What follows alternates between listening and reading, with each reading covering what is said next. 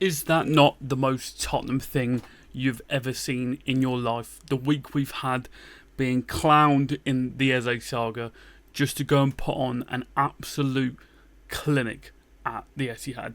Now, I've just spent, a half hour watching other football content creators, not even Tottenham fans, giving us plaudits. I mean, even Rory Jennings waxed lyrical about us for like 10 plus minutes. And I'm so glad because normally when we have good performances, it's very quickly, but, Man City were poor, and Man City were poor today. I don't think I've ever seen them so disjointed when it comes to their attack, but the majority of it is giving us credit for what an absolutely incredible performance that was. And it really was. You could go through the whole team and everyone put in an absolute shift today. I mean, Ali McCoy gave it to Sarr, and, I would have had him up there with Paulinho and Kudu. There were genuinely so many contenders. But the engine on Sarr is like nothing I've ever seen before. There was the period in like the 92nd minute where he was just hounding them down still. He gave away 2 free kicks, but at that time in like the 90 plus minute, it's in their half. They are fantastic fouls to give away, and the boy just does not stop running, and he's still so young, but he is going to be a vital part of this season, and I'm so happy he got man of the match because he really did deserve it today. But someone who's come on leaps and bounds since his debut, I know he's an experienced player, but Paulinho was absolutely everywhere. The man just bosses that midfield and doesn't give you a second. There was the block that he did, and he got up and he gave himself a little fist pump, and the commentary pointed out, and it got brought up in interviews, but he said himself, a block like that is just as important as a goal, and that is what you need. That is what your defensive players have to have that mindset of, because it is all about that. That was a block at a vital point in the game. Again, we only won 2-0, so anything that amounted to a goal for City could have spelled big trouble. We saw how we fell apart against PSG, and we could not let that happen today. And I'm going to be honest, when Paulinho was, rumoured, and obviously I'm hoping for the likes of Wharton and Belieber and things like that, but my God, what a signing he could be for us this year. If he could put in even half a performance like that every week, we're going to be in good hands, because he was incredible. I mean, the goal as well, obviously very scrappy in terms of James Trafford playing an absolute hospital pass out. Richarlison, again, very good hold-up play. Passes it to Paulinho, who just levers it pretty much and gives City a problem. But yeah, Paulinho shows the importance of, just a strong-minded 6 who loves cutting things out, loves putting tackles in, and his partnership with Bentancur has been lovely, who has also been very good. Bentancur really struggled last year. Obviously, he did have his concussion, but in the Premier League, especially, for some reason he struggled. Europa League, he just sort of flicked a switch and he was good. But Bentancur and Paulinho are starting to form quite a lovely partnership. Now, Kudus, we have to talk about him, and I'm going to say it every week, I think, because there were West Ham fans saying that we had our pants fall down for that man. And let me tell you, he is unbelievable. And the thing that really impressed me today was something I was really not familiar with, and that was his defensive work rate. The amount of times in the last half an hour he was sprinting back to help Porro and doubling up on Doku at that backside, because Porro did have a bit of a shaky game. But the defensive work rate from him was something I did not know was part of his game at all. But yeah, his overall game, his going forward, he is so exciting to watch. Didn't really get a goal contribution as such statistically, but was a vital outlet. But, and I'm going to come on to this later, he was getting tripled up on at times. He had Reinders, he had Marmoush, and he had, who was their left back? Well, Ait-Nouri before he got injured. And that's where our problems are going to start to come, because there are going to be times where Kudus doesn't do everything that he's doing right now. But for the moment, going forward, outstanding. Defensive work rate, outstanding. Again, a real shock for me. But long live that man, and thank you, West Ham. Thank you very much, because it looks like you could do with him right now. I saw all the West Ham fans were just saying how much they don't need him, and it looks like they could be really doing with him right now. But that's all I'll say. I don't get into, the banner too much, but just funny. Next standout performance, Jed Spence, who is quickly becoming one of the best 1v1 defenders in this league, and you can argue with your grandparents about it, I'm not too fussed. But Oscar Bob, who is an incredibly good raw talent, got locked up today. Big time. You saw it on Jed Spence's Instagram. He said, send me your favourite wingers. And that's the cockiness and the arrogance of it I love. Obviously, people are going to moan and make it a negative, but for us to finally have that confidence is incredible. He was outstanding today. Again, I'm talking, about a couple specific players, but they were all good. But Jed Spence, once again, that left-hand side is looking like it's going to be yours, even when Udogie comes back. I know we're going to quickly get into the Champions League and games are going to come thick and fast, but for right now, that spot is locked down and that is yours. Also want to give a quick shout out to Richarlison.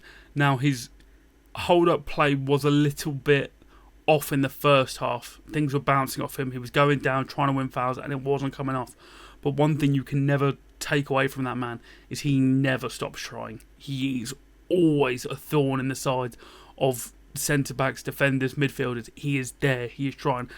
Fantastic assist. I thought he undercooked the pass a little bit, but Brennan Johnson did well to absolutely rifle it in. But Richarlison, he's a confidence player. You need to put your arm around him. That's why I was gutted when the links came out that we were trying to put him in the Eze deal and things like that. I was like, that's got to kill him. But at the moment, he is just the man. And Solanke has a big fight on his hands to get back in that spot because Richarlison is doing everything we need him to right now.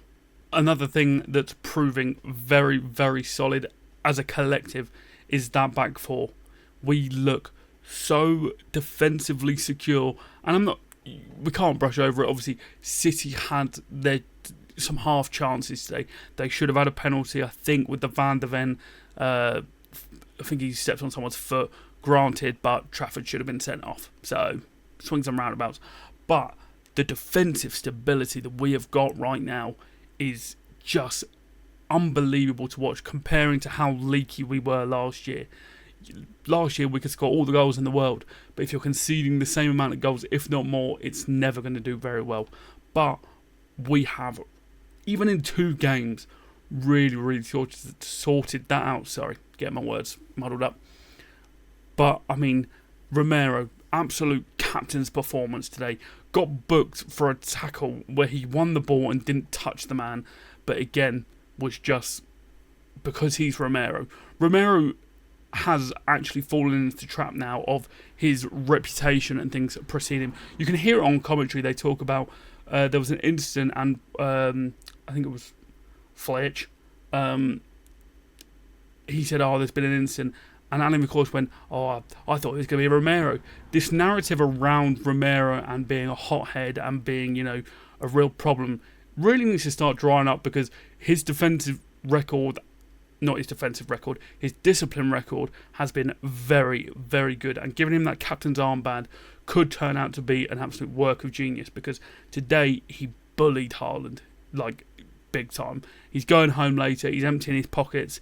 Erling Haaland, just whacking him out there, and he was incredible. Mickey van der Ven with the slide. Again, Porro was lucky. If Doku went down, that's probably a pen, but fortunately he didn't. And Van der Ven just slid across, bodies in front of the ball, just doing what you can to stop it. But it was just, as a back four collectively, because Porro got cooked by Marmoush a little bit in the first half. He was struggling, but that's fine. When the rest of them are stepping up, that is absolutely fine. And got to give credit to Thomas Frank, because within 3 competitive games, we have seen 3 different systems, 3 different setups, and we have made them all work. Obviously, the Super Cup fell apart at the end, but the fluidity, the pragmatism, the versatility is unbelievable. Because a lot of people were thinking today it was going to be the 5-back, set up, sit in a low block, but no, we played the 4-back. It was like a mid block, and it worked to an absolute T. And you can see these players are giving it their all. As soon as we lose the ball, we're on them. Everyone is sprinting. Like Mickey Van der Ven at one point was pressing James Trafford. And I don't even think I was probably from a set piece. No, he just for some reason went on a run, saw that no one else was going for it, and just absolutely legged it. And that did not stop until full time. They were all giving it their absolute maximum effort, and for a manager that has got to be incredible to see, especially again after the fallout of the Ange sacking and the talks of revolt, to see the players buying into his system as well as they are, and the commitment they are showing already, is only going to bear fruit in the long run, because already you can see the shift. I don't have a heart attack every time we lose the ball. Do you know what I mean? I think Vicario had 2 saves to make, maybe. The header, but like from not set piece, from open play, the chances were very, very limited today. And the final point is a call to Daniel Levy. I know you were sitting there today and you're probably thinking, oh, we're all good. Do you know what I mean? But like I said, Kudus is going to have off games. We are going to need a different threat on the other side and in the middle. That Savinho deal better start picking up soon, please, because I love Brennan Johnson, but Brennan Johnson is an enigma. What can you do about him? Because for the most part, he was pretty poor, I think you could say, especially in the first half. But he turns up with a goal. But imagine if we could have dual threats on either wing. It would be unbelievable. Yeah, you can double up on Kudus. That's fine. We're just going to switch it over to Savinho, let's say. Hopefully, fingers crossed, my God. But we need more. We do. The Eze one stings. That's fine. Now go and show the league that you're not one to be taken advantage of, despite recent examples. Go and get us some good players that are going to improve this squad and help us go far in all of our competitions. Because Thomas Frank said the number one thing is to compete in all 4 competitions. And we are still a couple players short of that. So, very, very good performance. But we can't rest on our laurels here. We can't get comfortable and complacent with this. We need more. We need to keep pushing for more. So, a week left. Daniel Levy, what have you got for me? And that rounds up the Man City recap. Hell of a performance. Very, very proud of the boys. And Bournemouth next at home. So hopefully we'll have a couple of additions, in the squad by then. Probably being a bit ambitious. But yeah, let me know your thoughts. Who was your standout? Who's your man of the match? Anything I missed? Put it in the comments. I'll reply to absolutely every comment ever, because, we're not getting many at the moment. But that's fine. We believe in the process. Thank you very much. Like and subscribe.